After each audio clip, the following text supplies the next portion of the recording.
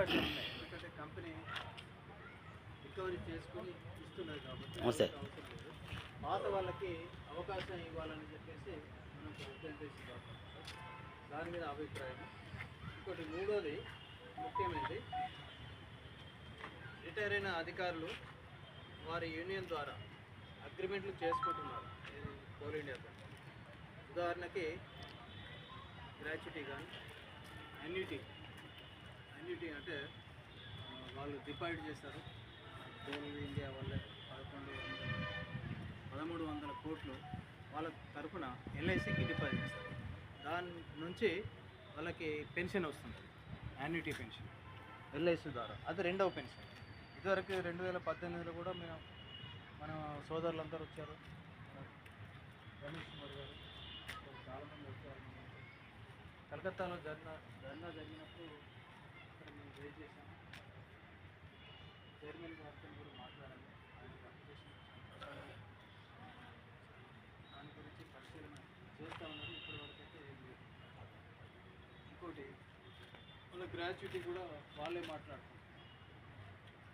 Executives association ఏదైతే ఉందో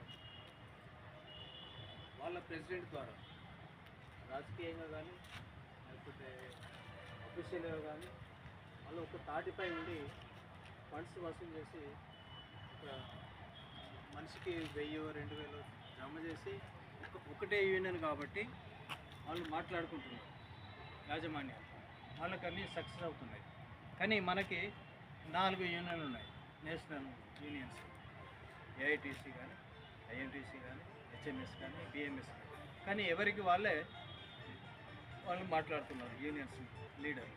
కానీ ఎవరిది కూడా వసకట్లేదు.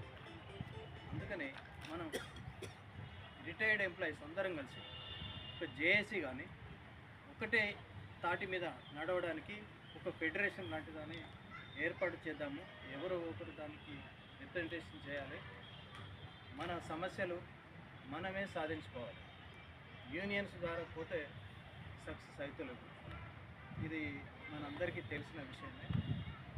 పెన్షన్ పెరగాలని చెప్పేసి అందరూ అంటున్నారు సంవత్సరాల తరబడి.